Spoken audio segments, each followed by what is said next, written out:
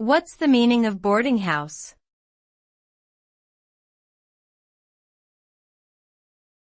Boarding house.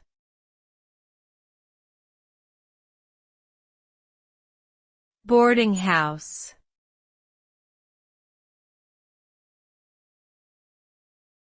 Boarding house.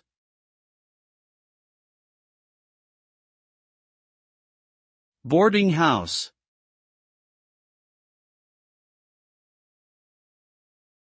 A boarding house is a type of lodging where people can rent a room and receive meals, usually provided by the owner or manager of the house.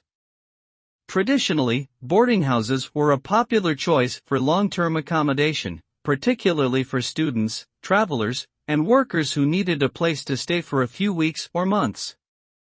Boarding houses often have shared living spaces, such as a kitchen or living room, where residents can socialize and interact with each other. In recent years, the concept of boarding houses has evolved to include co-living arrangements, where individuals rent a private room in a larger shared space with other like-minded people.